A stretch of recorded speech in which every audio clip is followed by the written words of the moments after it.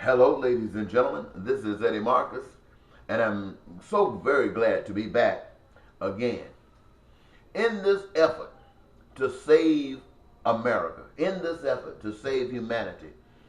I often find several times during the day when I am inspired with new information and new approaches to things that I've said before that gives me a burning and a yearning to try to come to you and be uh, gracious in giving this information to you in hopes that it might speed up the time in which it will take to awake you. This message specifically, I would like to call forth the poorest people of this nation, the poorest people of the world, those in America who sleep under bridges, who sleep in shelters, whose kids sleep in shelters, sleep under bridges, pasteboard boxes, even in the wintertime, in the snow. Those who are the coldest, coldest people when it comes down to having someone to reach out to them. They are the untouchables. I ask you to come forth because it is you whom benefits the most. It brings you out of the pit of hell, and it is the pit of hell, to life. And I reach out because this is an effort for the power that created you in its indication to you that you are not alone, that you are not alone, that you are loved. And the reason that you are in the position that you're in is because, like you, others are not familiar with God. And I'd like to share this message under the auspice umbrella of life as a gamble. This world, America, and its people operate this life, every one of us in life, as a gamble. Always winners, always more losers. Just last night, they had the Powerball drawing. $425 million. That's the kitty. And so many millions of people. I believe there were so many millions against your chance of winning. And yet, $425 million made it seem sensible just to take the chance. And so you go and you take the chance. And there's one winner. There are others who win more, maybe hundreds of thousands, maybe even a million. But totally, out of the hundreds of millions that played, you got less than 100 winners, or no more than. And so this represents that one who always reaps the golden parachute. And those other winners are those who get some of the droppings. And they're the ones, when you start trying to interfere with something, who will stand and defend because they have benefited from it. And we all understand that. And yet there are those millions and hundreds of millions who didn't win a thing. They just snap their finger and say, well, maybe next time. And that's the way we see life in the world, life in America. You got someone always rising to the top. You got someone who falls somewhere in between. And you got all of those that fall under. And it has to be that way. It has to be that way. I call it the Powerball syndrome. And yet, the way that I come to speak to you about is a different kind of way. It's called the garden effect. The garden effect. The garden effect is where you take the seed of anything, any idea, you take it, the seed of anything, any idea, and you plant it. And as it does in all gardens, seeds planted, nourished, and taken care of will grow. And everything that seed, everything for which is to represent that seed comes forth. Everything. And in the garden effect, The garden feeds the community. The garden feeds everyone. You see, each seed that was planted by individuals. Each seed that was planted for the benefit of the garden. Each seed was planted so that the people themselves could be represented in the garden with their abilities, with their contribution. And they're all represented there. And they want to be taken off. They want to be experienced. They want what they do to be shared amongst, so that they themselves will be known by the work that they've done. That's the garden effect.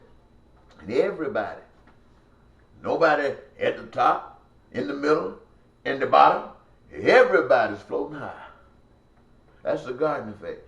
And that's why I want you, ladies and gentlemen, to know that right now it appears as if the Powerball effect is in operation.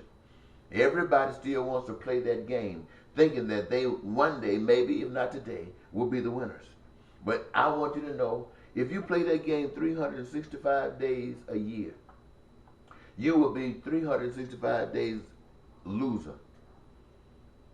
And if you multiply that by 10 years, so on and so forth. But the garden effect, it usually takes just a season for things to grow. And they're up. And people can harvest it and start benefiting from it. So what I'm asking you to do, I'm asking all poor people to come out of those boxes. Somebody get this word to the poor people. You know they don't have any apparatuses to get this message.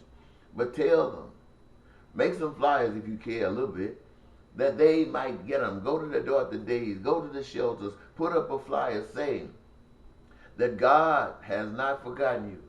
God cares for you, and God is working in your behalf right now.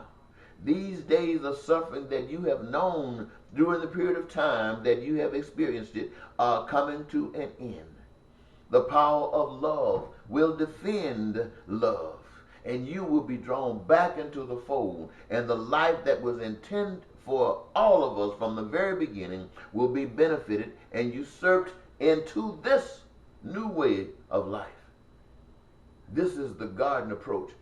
And I want those who are Christians and Muslims and of other faiths who have gotten the theory, I want you to now come on out and put it to practice.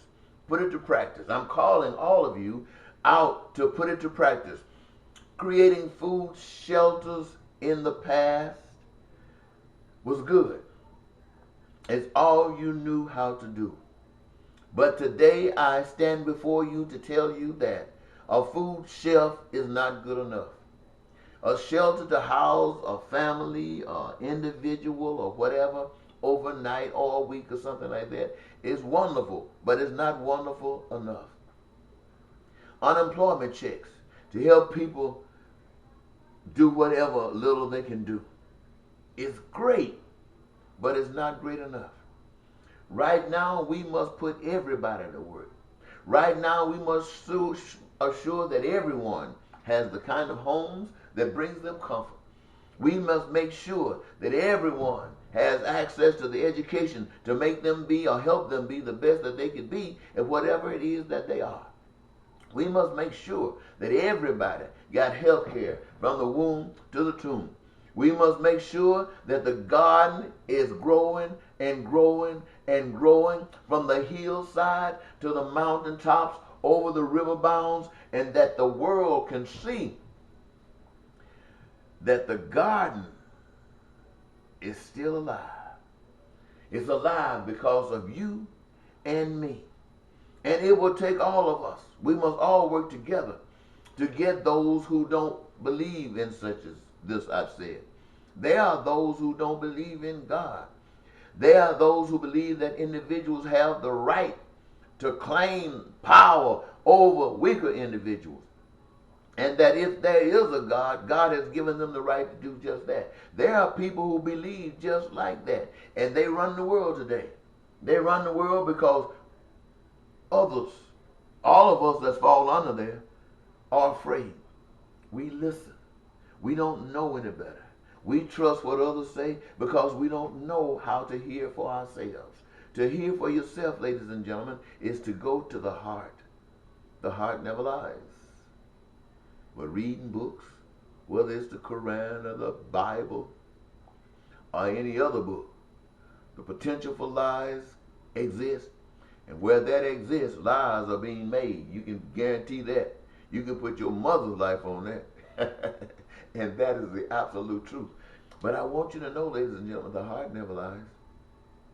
If your heart teaches you to love, you will be a lover indeed. But that stuff that you're getting on the outside that's coming through the wind, we don't want to hear any more talking. We want to see action. It is action that we weigh. Words don't mean a thing without action. Remember that. Bye-bye.